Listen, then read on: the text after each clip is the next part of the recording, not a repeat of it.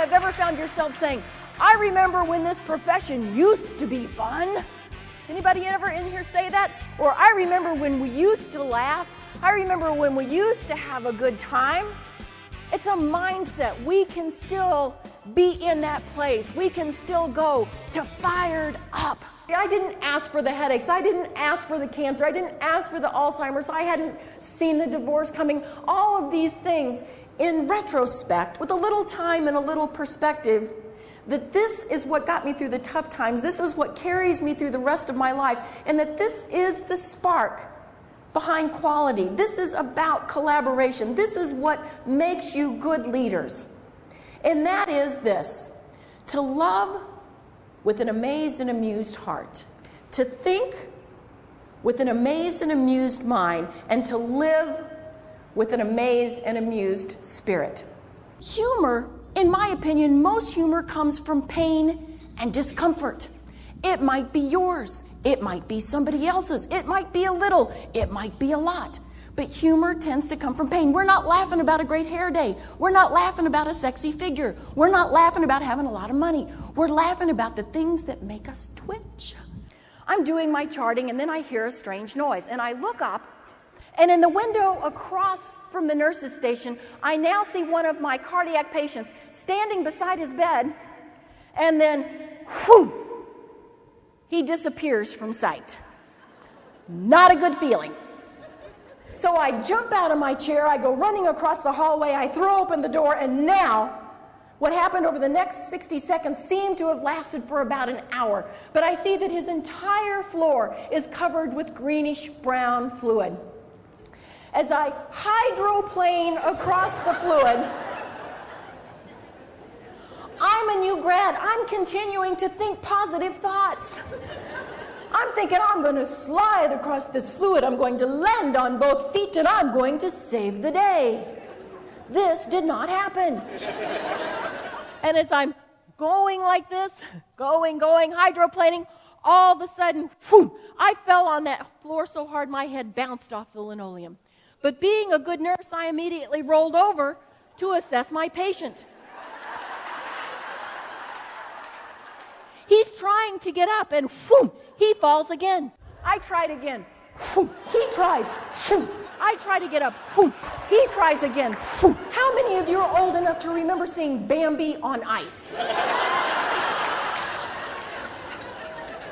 He gives me this little wink and then says, "Oh, hon, it's not what you think." I said, "What do you mean?"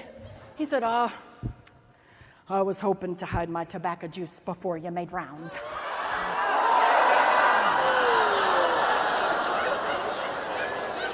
I know.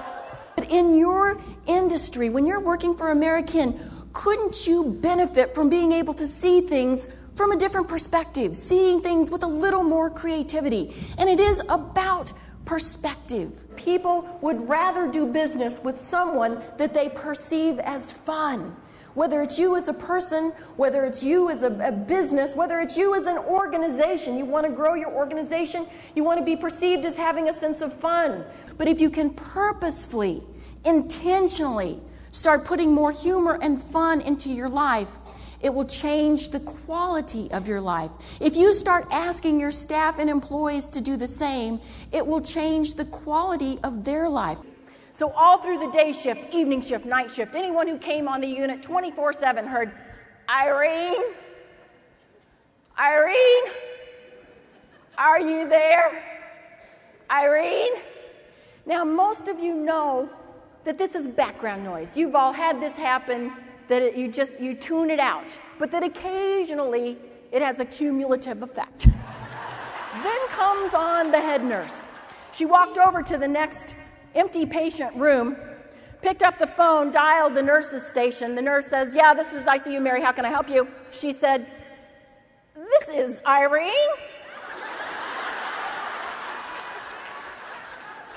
Has my sister been asking for me?"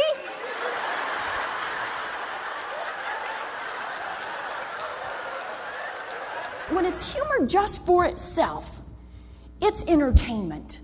What it's really about is connection. This is a serious business strategy, but it's about the connection. When you connect humor to health, this is therapeutic. When you connect humor to education, it's enlightenment. And when you connect humor to business, it's profitable. I lean back and close my eyes, and I am immediately in the zone.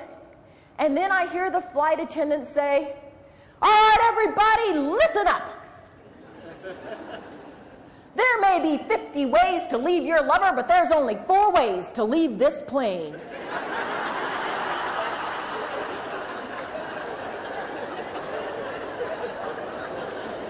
She's got my attention. We're drawn to the healthcare industry by our personality. And it's called the type E personality, the person who tries to be everything for everybody. Finally, at the end of an extremely long evening, she heads for home, makes sure the baths and homework is done, one more run around the house for any more dishes or laundry, and finally, at the end of an extremely long day, she makes her way to her room and she collapses on her bed, absolutely exhausted. And then her husband rolls over.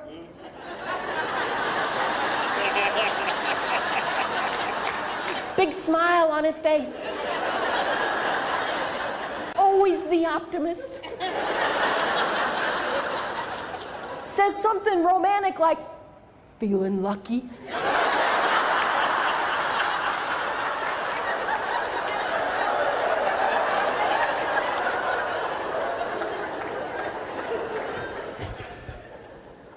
The last part of going from burned out to fired up is living with an amazed and amused spirit.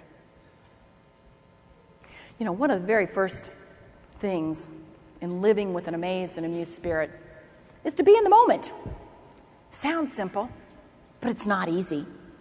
Because we're so busy going all these different directions, and we got places to go, and we got meds to pass, and blood to hang, and pre-ops to give, and assessments to take, and making sure that everything's going to be okay with our patient either before or after their surgery, that it's really sometimes difficult to slow down and be in the moment. But I'm going to tell you, when you have the opportunity, when you make the opportunity to be in the moment, it's amazing and amusing what opens up in front of you. And when those opportunities open up, to be brave enough to step outside your comfort zone. Maybe be a little silly, maybe be a little foolish, maybe take time to play. But you're leaving a legacy, and many of you don't even know what that legacy is, and I think maybe you could live your legacy with purpose. And if you have an amazed and amused heart, you will be fired up, and your purpose and your legacy will be one that people talk about for years to come, even if they never even knew you. He walks up to the couch, puts his hand deep in his pocket, pulls out all of his loose change, and now he proceeds to shove all the loose change in between the cushions of the couch. I'm looking at him, and what in the world are you doing? And he gives me this big, goofy smile, and he says, "Ma'am, we're not going to be here to see it, but someday somebody's going to find so much fun finding the money in this couch." And I'm thinking, you need a hobby. But back in 1998, years later, Doug and 4 colleagues of mine were on their way to present a program on humor to nurses during Nurses Week, and an 18-wheeler lost its brakes. And everybody in the car was vaporized. And it was a period of very deep sadness on my part, and I was trying to bring back memories of Doug that would lift me up. And I remembered this particular story, and then it struck me the absolute wisdom and brilliance of what he had done. Because here's the thing, it was an act of kindness, and he didn't care that he wasn't going to get the credit. And he didn't even care that he wasn't going to be there to witness the event. He did it out of a sense of trust, that this is my legacy, this is what I'm leaving for others, and this is how I want to treat other people.